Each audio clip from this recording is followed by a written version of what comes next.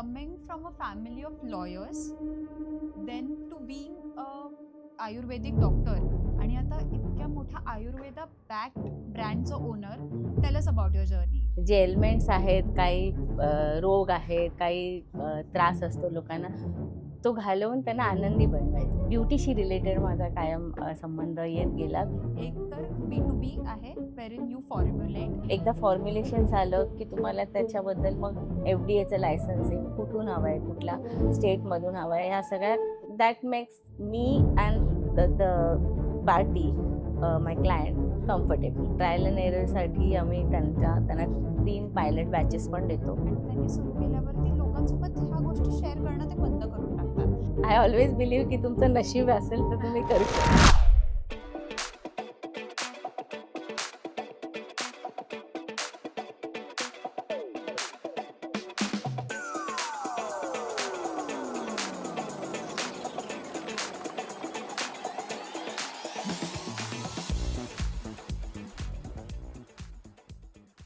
Okay, so coming from a family of lawyers, then to being a Ayurvedic doctor, आणि आता इतक्या मोठ्या Ayurveda backed ब्रँडचं ओनर.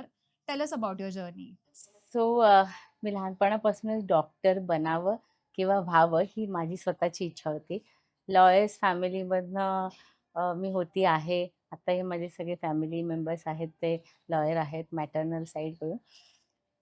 पण डॉक्टर बनून काय करायचं होतं माझं मत हेच होतं की आपल्याला एक समाजाची सेवा करायची आहे. जे एलिमेंट्स आहेत, काही रोग आहेत, काही त्रास असतो लोकांना, तो घालवून त्यांना आनंदी बनवायचं. म्हणजे माझे बाबा नेहमी म्हणायचे की मी वकील आहे, तू डॉक्टर होणार आहेस, तर लोकांचा त्रास किंवा दर्द किंवा पेन काय आहे, ती त्यांच्या जागी तोपर्यंत तू जाऊन बसणार किंवा बघणार नाहीस, तोपर्यंत तू उत्तम वकील झालीस तर किंवा डॉक्टर झालीस तर ती तू बनू नाही शकत. So I always is my mentor and I always believe की जोपर्यंत मी माझ्या पेशंटचा त्रास काय आहे ते बघत नाही किंवा मला जाणवत नाही, तोपर्यंत मी त्यांना क्युअर करू शकत नाही.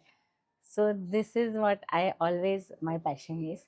सो डॉक्टर बनता बनता बनले आणि मग बऱ्याचशा गोष्टी आयुष्यातले अप्स अँड डाऊन्स करत करत ब्युटीशी रिलेटेड माझा कायम संबंध येत गेला. बिकॉज फिमेल ओरिएंटेड माझे क्लायंट्स पेशंट्स होते and they use to ask me की तुम्ही मॅम इंटरनल मेडिकेशन्स खूप छान देता, आम्हाला खूप छान वाटतं त्याने, पण आम्हाला एक्सटर्नली काही लावायला देत जा, ॲप्लिकेशन्स काही की ज्याने आम्ही म्हणजे किंवा it's a like sub part of treatment. So तसं तुम्ही करत जा. तुम्ही खूप स्टार्टिंगपासून खूप छान छान असे भैषज्य कल्पना आयुर्वेदामधल्या वाग्भटांनी सांगितलेल्या खूप छोट्या छोट्या मलम किंवा हे ऑइंटमेंट्स असं बनवायला सुरुवात केली. आणि त्यातून बऱ्याचशा गोष्टी शिकता शिकता केमिकल शिवायची कशी प्रॉडक्ट आपण बनवू शकतो किंवा जास्तीत जास्त आयुर्वेदात कसं त्यात इम्प्लिमेंट करू शकतो, ह्या आम्ही खूप ट्रायल अँड एरर करत गेले. सो ती माझी सुरुवात होती. त्याच्यामध्ये खूप फ्लॉप झाले माझे प्रॉडक्ट्स आणि it was like journey I started begin with. Okay, so एक तुम्ही म्हणजे मे बी स्मॉल स्केलवरती तुमच्या हिशोबाने ट्रायल एरर करून तुमच्या पेशंट्सला आधी ट्राय करायला सांगितलं. मग त्यातलं काही वर्क झालं, तुम्ही जसं म्हणला काही नाही वर्क झालं. पण मग असा कोणता पॉइंट होता जेव्हा तुम्हाला रिअलाइज झालं, ओके हा एक ब्रँड बनू शकतो, किंवा आता झालं पेशंट्सला देऊन मे बी 10-15-20 म्हणजे जास्तही नंबर असेल, पण आता याला एक ब्रँड बनवून आपण जास्त लोकांपर्यंत पोहोचलं पाहिजे, हे कुठे रिअलाइज झालं? मी जेव्हा महाराष्ट्र युनिव्हर्सिटीमधनं डिग्री घेतली कॉस्मेटॉलॉजी अँड ट्रायकोलॉजी आयुर्वेदामधली स्पेशलायझेशन, ते शिकताना मला बरेच अनेक मोठे दिग्गज भेटले, खूप प्रोफेसर मोठे मोठे पुण्या मुंबईतले भेटले. आणि त्यांना तिथे मी शिकताना सुद्धा मी काही काही प्रोडक्ट्स बनवत होते. आणि म्हणजे मी असं बाचकत बाचकत म्हणायची की मी हे दाखवू का जरा मला येतंय तर की सो तर त्यांनी मला मोटिवेट केलं, हां मॅम तुम्हाला दाखवा. म्हणजे त्या एकंदरीत वर्गात माझ्याबरोबर जे काही कलिग्स होते, माझे सीनियर्स होते, ज्युनियर्स होते, because age was no bar for that degree. तर ते करताना मी खूप साऱ्या गोष्टी अशा शिकवत गेले. जेल कसं बनवायचं. तर मला माझी जेवढी तेव्हा ज्ञान होतं तेवढं मी करत दाखवलं. सो त्यांना सगळ्यांना आवडत गेलं. ते म्हणाले, की "अरे वाह! किती छान बनतायत कन्सिस्टन्सी वाईज, कलर वाईज." किंवा एकंदरीतच ते प्रॉडक्ट खूप छान दिसत होते. किंवा आयुर्वेदिक सोप्स बनवणं ह्या गोष्टी आयुर्वेदात कसं त्याच्यात इम्प्लिमेंट करू शकतो, ते कुठल्या फॉर्ममध्ये टाकू शकतो, स्वरस किंवा डिकॉक्शन फॉर्ममध्ये, ऑइल फॉर्ममध्ये. ह्या सगळ्या गोष्टी थोड्या-थोड्या मला शिकत गेलेली. कुठलाही पेशंट जर फार्मा लेव्हलचा आलाय माझ्याकडे यायचा, तर मी त्याच्या मागे लागून तुम्ही मला फॉर्म्युलेशन्स कसे बनवतात करेक्ट. असं खूप विचारायची आहेत. फार मला आता ही 20-25 वर्षापूर्वीची गोष्ट आहे. पण तेव्हा असं मला जसे क्लायंट्स यायचे, पेशंट्स यायचे त्याच्यातले होते खूप मोठे फार्मामधले. तर ते म्हणाले, "तुम्ही काय करणार मॅडम? हे फार्माच आहे." म्हटलं, "नाही, मला फक्त असं ज्ञान थोडंसं." पण करेक्ट. ते माझ्या डोक्यात होतं. मी लिहून ठेवायची त्यांच्याकडनं घेतलेल्या टिप्स वगैरे असं अशी. आणि मग हे करता-करता जेव्हा मी डिग्री माझी झाली, तेव्हा मला काही जण म्हणाले, की तुम्हाला हे येतंय, तर आम्हाला थोडे-थोडे प्रॉडक्ट्स द्यायला सुरुवात करा." काही डॉक्टर्स आहेत, काही नामवंत डॉक्टर्स पण आहेत. तर मी म्हटलं, "ठीक आहे, मी I will try my level best." तर मग त्यांनी विचारलं, की "तुम्ही असं एखादं प्रॉडक्ट बनवाल का?" असं म्हणजे एक benchmarking products kind of. So मी म्हटलं, "I will try my level best." आणि मग मी तसं त्यांना बनवत गेले. आयुर्वेदिक काही सोप आहेत किंवा हेअर सोप्स आहेत, हेअर क्लीन्झर्स आहेत, शॅम्पूज आहेत. पण ज्यामध्ये खूप काही केमिकल्स नाहीत, बट प्रिझर्व्हेटिव्हज टाकून पण ते शेल्फ लाईफ चांगलं देत होते. तर असं थोडं-थोडं मी द्यायला सुरुवात केली त्या फील्डमध्ये, की ही मॅडम कोणतरी छान आहे, प्रॉडक्ट्स बनवून देतीये, असं थोडंसं नाव झालं. तर मीनवाईल आम्ही पुण्यात शिफ्ट झालो होतो. आणि मुंबईतही मी मंथली बेसिसवर जाते, अजूनही जाते क्लिनिकला, तिथे कन्सल्टेशन आहे. तर तिथल्याही पेशंटला मी अशी प्रॉडक्ट्स देत होती. सो मग मला थोडंसं जाणवायला लागलं, की आय वॉज बिट कॉन्फिडंट, की प्रॉडक्ट खूप छान चालतायत, रिझल्ट पण छान येतोय. आणि मग I started doing formulation for some many other companies first, की कारण ह्या ब्रँड काढणं ह्या सोप्या गोष्टी नाही आहेत. बरोबर. कारण त्यामध्ये तुम्हाला प्रोडक्शन, त्याच्या आधी सगळं फॉर्म्युलेट करणं, ते FDA ला अप्रूव्ह होणं, त्यानंतर तुमचा त्या MOQमध्ये तुमचा सगळा कारभार तो मांडायचा असतो. म्हणजे तुम्हाला त्याच्यात तेवढी क्वांटिटी घेऊन ती विकण्याची पण क्षमता हवी. बरोबर. किंवा तुम्ही केवळ लोन काढलं, पैसे आहेत किंवा काही पैसे टाकून केलं, पण तुम्हाला त्यानंतर त्याचं सेल करता आलं पाहिजे. तर ती खूप महत्त्वाची गोष्ट आहे. सो त्या स्ट्रॅटेजीजने पण जाणं गरजेचं आहे, की मी एवढं प्रोडक्शन केलं तर ते गेलं पाहिजे, सेलिंग झालं पाहिजे. ह्या अनेक गोष्टी आहेत. FDA लायसन्स मिळणं खूप मोठी गोष्ट आहे. ज्याबद्दल मला काहीच माहीत नव्हतं. पण एवढंच कळलं, की ह्या सगळ्या गोष्टी लागतात. सो त्या मी आधी बऱ्याचशा कंपन्यांसाठी आधी करायला सुरुवात केली. करता-करता मला ह्याच्यातल्या डिफिकल्टीज, प्रोज, कॉन्स आणि किती ऑब्स्टॅकल्स येतात हे कळत गेलं. पण त्यात मजाही येत गेली, कारण मला जाणवलं की हे करताना एवढ्या सगळ्या गोष्टी लागतात. आपण शिकू, या सगळ्या गोष्टींचा अंदाज घेऊ आणि मग माझा ब्रँड काढू. नाही ते तर सो आहेच.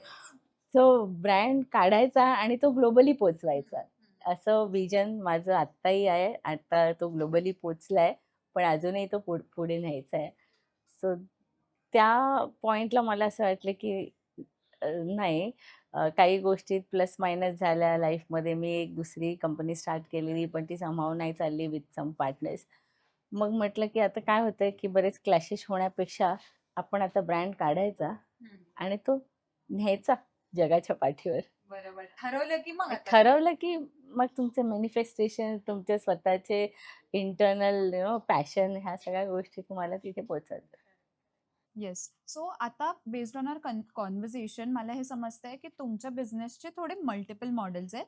एक तर B2B आहे, व्हेरिन यू फॉर्म्युलेट. एक जसं तुम्ही म्हटलं की तुम्ही ब्रँड्सला सांगता पण की काय फॉर्म्युलेशन केलं पाहिजे आणि एक तुमचा ब्रँड. तर मग जे न्यू व्ह्युअर्स आहेत त्यांच्यासाठी तुम्ही थोडंसं एक्सप्लेन करा की बिझनेस मॉडेलचे एवढे व्हर्टिकल्स आहेत आणि ते कसे वर्कआउट करतात.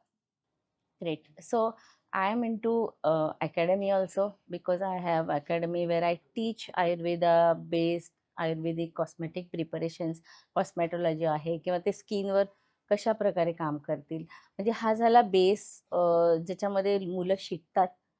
आणि मग तो शिकल्यानंतर प्रत्येक जणाचं हे मोटिव्ह नसतं की माझा ब्रँड असावा.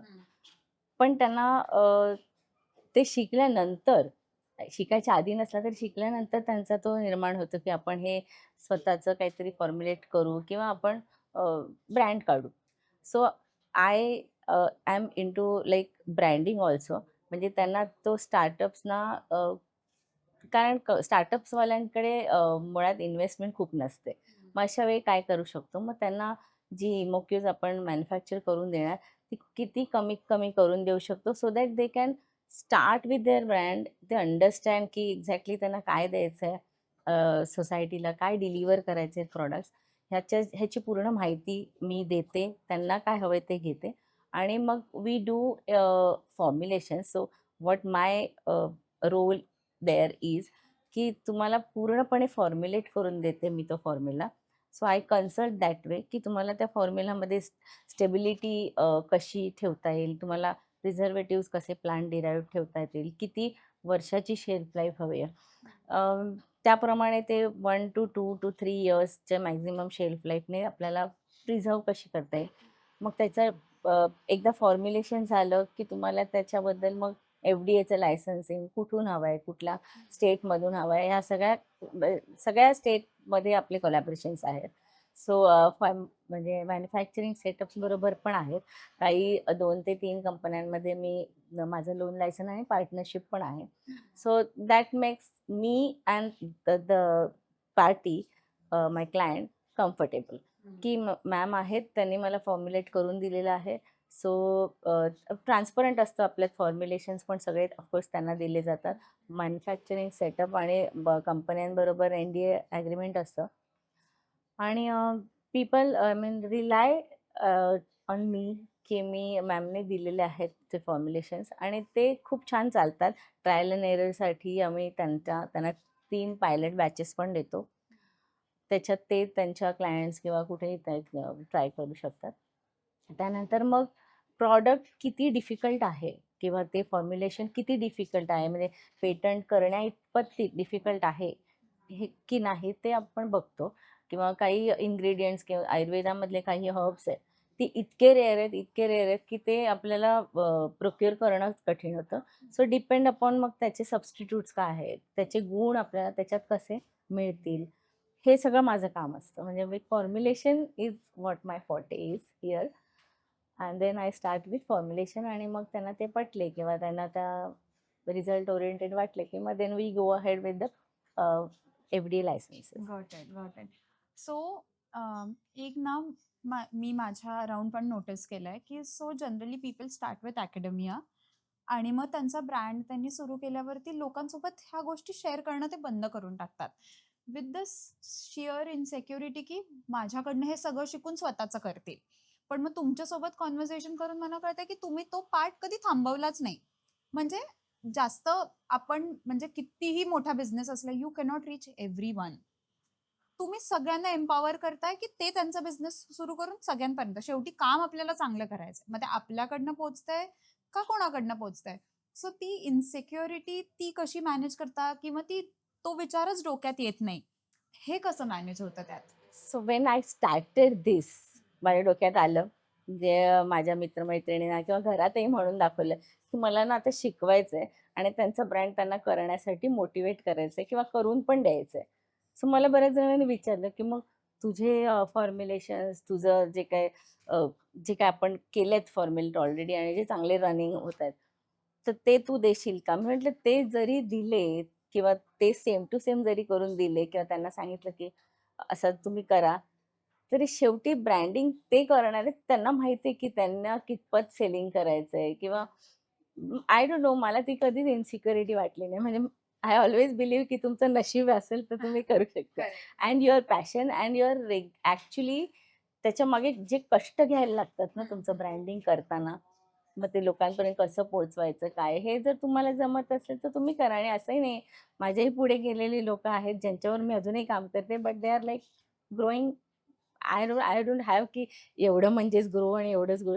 So grow unlimitedly, that's what I correct, feel. Correct, correct. म्हणजे रिसोर्सेस अनलिमिटेड आहेत, कस्टमर्स अनलिमिटेड आहेत. सो मी कोणाला काहीतरी शिकवल्यामुळे माझा बिझनेस छोटा होईल, त्याचा मोठा होईल असं तर नाहीच. मला पण ह्या व्ह्यू नक्कीच नाही. पॉइंटला कधी मान्यच तर नाहीये. गुरुने असं समजू नये असं मला येस. वाटतं. शिष्य पुढे जात असेल तर.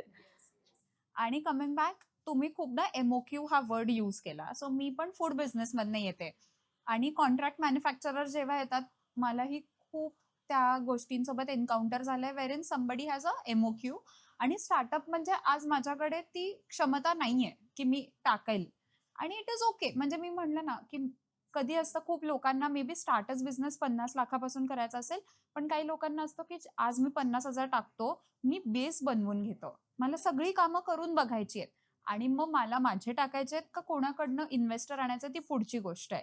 राइट. सो कमिंग बॅक एमओक्यूसाठी when it is involved with chemicals, Ayurvedic herbs वगैरे, तेव्हा हे एमओक्यूज खूप मॅटर करतात. म्हणजे कोणी तुमच्यासाठी तुम्हाला मे बी 2 ml लागतंय, तर कोणी 2 ml का देईल आपल्याला? त्यांचं त्याच्यात काही बनतं. सो एमओक्यूज आणि why am I asking this particular question is because खूप लोकांना असं वाटतं, की ब्युटी ब्रँड म्हणजे आता मी कोणाला तरी फोन करतो, माझे 5 कस्टमर आहेत, तर 5 लिपस्टिक मागून सुरू करतो. It is not that easy. So त्यांनी काय गोष्टी डोक्यात ठेवून केलं पाहिजे, ह्याचं तुम्ही हे सांगा? सो एमओक्यू म्हणजे तुमची ती मिनिमम क्वांटिटी जी जी मॅन्युफॅक्चरच्या कॅपॅसिटीप्रमाणे असते. ओके. आता फॉर एक्झाम्पल तू माझ्याकडे क्लायंट म्हणून आली. तू मला म्हणाली, की मला लिपस्टिकचा ब्रँड सुरू करायचा आहे. फक्त लिपस्टिक. पण एक सोलो प्रॉडक्ट असेल तर ठीक आहे. पण 2 ते 3 जनरली आपण 5 प्रॉडक्ट एका वेळी FDA लायसन्सिंगला पाठवले किंवा टाकले, तर ते लवकर अप्रूव्ह होतात. कारण त्यांचे ते स्ट्रॅटेजीज असतात. आणि एका प्रॉडक्टसाठी प्रत्येक मॅन्युफॅक्चरर फार लक्ष घालत नाही किंवा ॲटलीस्ट त्याचे मल्टिपल व्हेरियंट्स तरी असावेत. म्हणजे एक लिपस्टिक हा प्रॉडक्ट आहे, पण त्याचे 7 ते 8 जरी तुझे व्हेरियंट असतील, तर त्यांनाही अर्निंग करायचं आहे ना शेवटी. सो मग प्रत्येकप्रमाणे तुमचं मिनिमम क्वांटिटी ठरलेली असते त्यांच्याकडून, की आम्ही एवढेच करून देणार. 1000, 2000, 3000, 4000 पण जनरली 3 ते 5000च्या खाली कोणी करून देत नाही. 3,000 for a single for a SKU. Single SKU. Okay. आणि हे सगळीकडेच आहे असं नाही आहे. But coming with this issue, तर आम्ही काय केलेलं, मी हे सुरुवातीपासून सगळे स्टार्टअपच करत असल्यामुळे जिथे मी जाऊ तिथे सगळेच लोक असं म्हणायचे, की नाही आम्ही 3 ते 5,000चं करू शकत नाही.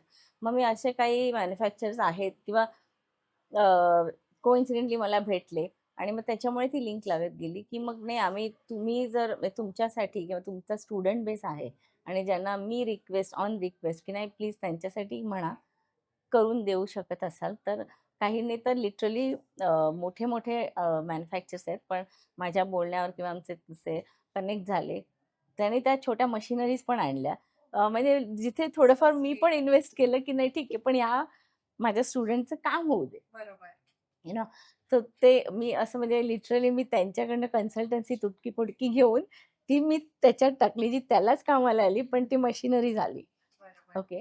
आणि ती मशिनरी कारण काही मशिनरीची जी काही प्रोक्युअरमेंट असते ते मॅन्युफॅक्चरच करू शकतात.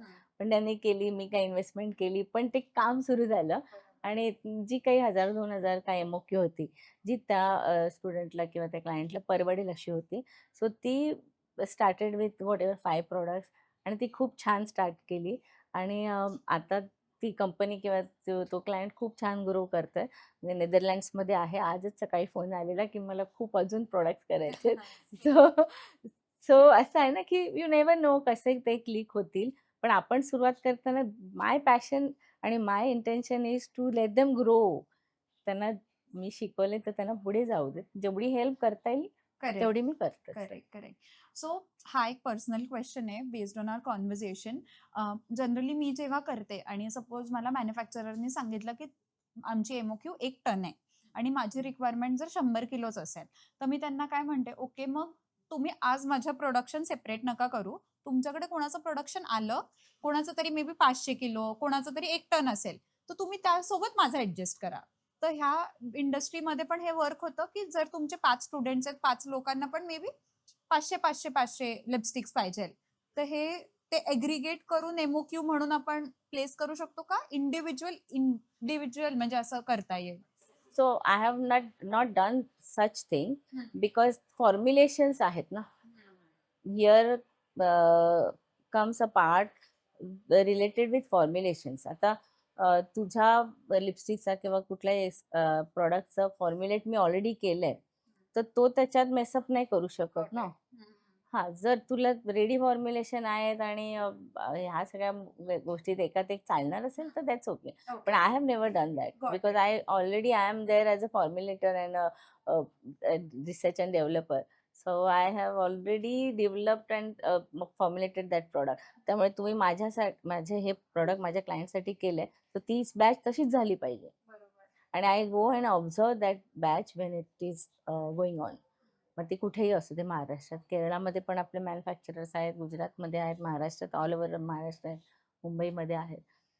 तर फर्स्ट बॅच किंवा बॅच जेव्हा बनते तेव्हा मी जाते. पण तू म्हणते तसं मग एक जनरलाइज प्रॉडक्टमध्ये होत असेल, पण मी नाही केलं. नाही, but I think good that you clarified, कारण ह्या गोष्टींमध्ये नाही केलेलं बेटर आहे. कारण का आपल्याला समोरच्याला मिक्स वगैरे करून मिक्स द्यायचं आहे. वगैरे आणि तो सेम फॉर्म्युला ठीक आहे, सेम फॉर्म्युला तुम्ही कशा प्रकारे ब्रँडिंग करता त्याच्यावर आहे. पण मग तो तुमचा फॉर्म्युला असं नाही. म्हणजे मी तसं केलं नाही. तेव्हा आत्तावर माझ्याकडे असं आलंय, की तुम्ही फॉर्म्युला करा आणि तो तसाच बनतो जसा मला किंवा क्लायंटला हवाय आणि तो मी तसाच त्या बॅचला तसाच बनतो.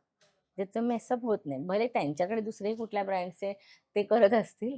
I never did that. So coming over, beauty industry ही खूप ट्रेंड ड्रिव्हन आहे, की ब्रँड्स आत्ता काय मार्केटमध्ये चालू आहे, आज कोणता तरी पिक्चर रिलीज झालं तर त्या पिक्चरच्या रिलेटेड लिपस्टिक लॉन्च करणार वगैरे. आणि when it comes to Ayurveda, it is something that is timeless. तर ह्याचा बॅलन्स कसा मेंटेन करता, की ट्रेंड्सला पण फॉलो करायचं आहे, पण मग we'll have to keep our formulation in check. आणि काही गोष्टी नाही प्रमोट करू शकत बिकॉज समबडी इज सेइंग की आत्ता हे खूप मॉलिक्यूल चांगलं आहे किंवा केमिकल खूप चांगलं आहे. अदर थिंग्स म्हणजे कोरियन ब्युटी स्किन आली, हे झालं जॅपनीज, हे ते. त्यामध्ये कन्सिस्टन्सी कशी मेंटेन करता? So even I have formulated with niacinamide, with kojic acid, with hyaluronic acid. पण they are all plant based. म्हणजे लिकरिसमधनं पण तुला काही गोष्टी मिळतात, यष्टीमधूमधनं, काही बाकुचीमधनं पण मिळतात किंवा अनेक असे हर्ब्स आहेत आयुर्वेदामधले. म्हणजे वासा म्हणजे हे उशीर आहे, वाळा, आणि अनेक टर्मरिक आहेत किंवा मी आयुर्वेदोक्त नावं घेण्यापेक्षा म्हणजे ही सगळी आहेत ना, ह्या सगळ्यांमधनं जे डिराइव्ड पार्ट आहेत, हे सगळे हे मॉलिक्युल्स असतात. Okay. Okay. And they are plant derived molecules or you can say the trending ones which are actually going on. ज्यामध्ये नॅचरल आहे, प्लांट डिराइव्ड आहेत आणि जे ट्रेंडिंग मॉलिक्युल्स आहेत. So I got them together आणि मग मी ते करते. असं नाही की केराटिन कुठलं तरी चायनामधनं आणलं आणि माझ्या प्रॉडक्टमध्ये टाकून मी केलं. Because that doesn't look good and that is not my intention. My motto is to create Ayurvedic formulations. No doubt त्याच्यात मग प्लांट डिराइव्ड ट्रेंडिंग मॉलिक्युल्स असतील. सो फॉर एक्झाम्पल माझ्या एज डिफेन्स क्रीममध्ये कोएन्झाइम Q10 पण आहे, लिंगॉन बेरी पण आहे, लिकरिस पण आहे आणि फायटोस्कोलन पण आहे. So they are oil derived, ऑलिव्हपासून बनवले. सो त्या फॉर्ममधले म्हणजे तुला ॲनिमलमधून पण मिळतात आणि प्लांट डिराइव्ड पण मिळतात. So plant derived molecules going that stability with Ayurveda herbs हे बघणंच महत्त्वाचं असतं आणि ते बघूनच मी ते प्रॉडक्ट फॉर्म्युलेट करते and that gives amazing result. Correct. म्हणजे टाइमलेस गोष्टी आणि ट्रेंड्स हे होऊ शकतं, म्हणजे होऊ शकतं. Provided you have the right knowledge. Exactly. Provided it is not chemical or may be chemical or animal flats आणि या सगळ्या गोष्टीतलं नसावं. सो त्याच्यावरच काम केलं जातं रादर फॉर्म्युलेशन्स. ओके. खूपदा ना, आता तुमच्याकडे खूप स्टुडंट्स आहेत. सो त्यांचं असं असेल, की एक ऑलरेडी म्हणजे ब्युटी बिझनेसेस एस्टॅब्लिश्ड असतील. पण मग ते खूप हे बघतात, की आत्ता समोरचा माणूस काय करतोय, तर मला त्याच्या आधी ते लॉन्च करायचंय. पण मग त्याच्यासाठी तुम्ही एक तर असं करता, की तुमच्या मॅन्युफॅक्चरर्सला पण नो म्हणतात. एक फॉर एक्झाम्पल एव्हरेज प्रॉडक्ट झाला असेल, एक बॅच तुम्हाला नाही आवडली, तर तुम्हाला मॅन्युफॅक्चरर्सला पण नो म्हणावं लागतं, की नाही, मी हे एक्सेप्ट नाही करणार. आणि एक आहे कस्टमरला पण, म्हणजे कस्टमर म्हणजे in your case business owners, all these business owners जे तुम्हाला तुमच्यावरती फुल प्रेशर टाकतात, की नाही असंच झालं पाहिजे किंवा इतक्याच टाइममध्ये झालं पाहिजे. Then you have to say no to them as well. So इतक्या नो मध्ये सगळं हे करून, सगळ्यांना मॅनेज करून आणि त्यात क्वालिटी, मला असं वाटतं दोन्ही साईडनी तुम्ही नो का म्हणताय, because you have to maintain the quality which is the most important thing. So how do you so it's a difficult task. So so सगळ्यात मोठा तो टास्क असतो की जनरली जे नॉन मेडिकोज आहेत, इवन दो मेडिकोज, ते काय करतात, आम्हाला हे प्रॉडक्ट हवंय, आम्हाला हे पाहिजे, हे पाहिजे, आम्हाला ॲक्टिव्हमध्ये म्हणजे आयुर्वेदामधल्या काही गोष्टी आहेत, इन्ग्रेडियंट्स ते टाकून पाहिजेत. पण तू 5 ॲक्टिव्ह सांगतेस, समजा ज्येष्ठमध सांगते, हळद सांगते, काळी हळद सांगते, ठीक आहे, हे ॲक्टिव्हजमधून काम करणार म्हणून काम करणार. पण त्याच्यासोबत स्टेबिलिटी बघणं गरजेचं असतं, पीएच बॅलन्स होतोय की नाही बघण्याचं. तर so formulation is all together 100%. जेव्हा तो बघतो तेव्हा 0.01 हा एक मॉलिक्यूल असेल, 0.2% हा. So that formulation is it takes long time आणि मग त्यामध्ये क्लायंट्स काय करतात, ChatGPTवरनं काढतात, हे काढतात, ते काढतात. नाही मॅम हे नाही, हे आम्हाला हे हवंय. आम्हाला ह्याचा हा सबस्टिट्यूट पाहिजे. Like that. जे तू म्हणाली, की कठीण काय असतं तर हे कठीण असतं. नाही बरोबर. कारण ते फॉर्म्युलेट करताना जेव्हा मी त्याच्यात डोकं घालून ते स्टेबिलिटी आणि किंवा त्याचं कंपॅटिबिलिटी बघते, 4, 5 काय 10, 15, 20 जवळ-जवळ 20 ते 25 कंटेंट्स असतात. ते एकमेकांना पूरक असतील तरच पुढे जातील ना किंवा ते फॉर्म होतील. जर तुम्ही सांगताय म्हणून मी टाकणं तर ते बनणार नाही आणि मग अल्टिमेटली जर तुम्ही तशी करून बॅच काढली, तर ते फॉर्म्युलेशन करेक्ट नाही होणार किंवा मे बी स्टेबिलिटी निघून जाईल किंवा पीएच त्याचा हाय किंवा कमी अल्कलाईन होईल किंवा ॲसिडिक होईल. नो डाउट ते आपण त्यावेळी बघतोच. पण ह्या गोष्टी खूप मॅटर करतात आणि it is very tough to face them and to tackle their queries and again. मग सॅम्पलिंग परत द्या, मग अजून द्या, मग 4 झाले पायलट. ते सॅटिस्फाईडच होत नसतं. पण असं म्हणजे it's a really difficult task. आम्हाला त्यातून जावं लागतं. आपली अख्खी टीम पण आहे जे सगळं या गोष्टींमध्ये पण काम करतं. So I will have to overcome all this yes. Thing but it's a difficult task. But yeah business is all about that आणि या प्लस इतके व्हर्टिकल्स ऑफ बिझनेस आणि हे चॅट जीपीटीचं तर मला ह्याच्यावरतीच कॉन्व्हर्सेशन करायचंय, की एक असतं की प्रत्येकाचं बिझनेस बघता तुम्ही, की हे येतायत, फर्स्ट टाईम बिझनेस करताय आणि जसं तुम्ही म्हटला, की हे चॅट जीपीटी किंवा एआय मॉडेल्सवरती इतके डिपेंडंट आहेत. तर तुम्ही अजून काय असे मिस्टेक्स बघितलेत, की जे करतात first time beauty business founders, की ज्यांना तुम्ही आधीच सांगता, की हे नका करू असं? बेसिकली मॉलिक्युल्स टाकताना किंवा तुम्ही हजार्डस गोष्टी सल्फेट्स टाकताय किंवा हे का हजार्डस सांगितलंय? कारण त्याने सोसायटीला आपण चांगलं प्रॉडक्ट डिलिव्हर करायचं हे जर तुमचं अपेक्षा असेल, तर तुम्ही त्यामध्ये सल्फेट आहेत किंवा पॅराबेन्स आहेत, थॅलेट्स आहेत, जे जे सांगितले गेलेत की त्याने कॅन्सर किंवा थायरॉइड किंवा अनेक हॉर्मोनल इम्बॅलन्स होऊ शकतात. Because skin is a parts where we apply or hair whatever, तो ॲब्झॉर्ब करतो. बरोबर. ॲब्झॉर्ब होतं. आपण ॲब्झॉर्ब झाल्यावरच आपल्याला त्याचे रिझल्ट दिसतात ना. But if it is not good or something like असे काही हजार्डस असतील, तर ते आपल्या सिस्टीम्समध्ये जातात आणि कॅपिलरीज, ब्लड कॅपिलरीज इथून ॲब्झॉर्ब होतात. ते आपल्या सिस्टीममध्ये जातात. म्हणून आजकालच्या मुला-मुलींना म्हणजे खूप सारं जे लावतात तर त्यांना हार्मोनल इम्बॅलन्स होतो. ओके. इन्फर्टिलिटी आहे किंवा पीसीओडीज आहेत. खूप साऱ्या गोष्टी आहेत. म्हणजे ब्युटी प्रॉडक्ट्सनी ह्या गोष्टी ट्रिगर होतात? ऑफकोर्स, ऑफकोर्स बिकॉज आपण तोंडाने काय खाणं-पिणं पीत नसतो. आपली बॉडी आणि स्किन पण पीत असते, हवा घेत असते, ऑक्सिजनेशन करत असते.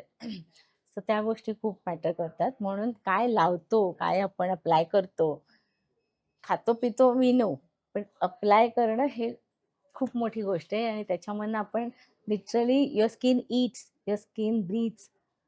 त्यामुळे त्या गोष्टी खूप महत्त्वाच्या असतात. सो ह्या टॅकल करणं खूप गरजेचं असतं. काय माहिती पाहिजे तर काय नकोय आपल्या शरीराला, जर ते दिलं गेलं इथून पण, तर मग देन अर्ली एजिंग आहे, greying of hair, so many elements, so many and that too related to irreversible प्रोसेसमध्ये जातात, की काही गोष्टी तुम्ही मग रिव्हर्स नाही करू शकत. नाही मला असं वाटतं, की एक तुमच्या Instagram पेजवरती एक सीरीजच बनू शकते, की ह्या गोष्टींनी हे ट्रिगर कारण मी तुम्हाला म्हटलं मला माहितीच नव्हतं, की ब्युटी प्रॉडक्ट्स लावून ह्या गोष्टी ट्रिगर होतात. आपल्याला काय आपलं लाईफस्टाईल असं आहे, बसून असतो. माझं तर कामच सगळं लॅपटॉपवरती आहे.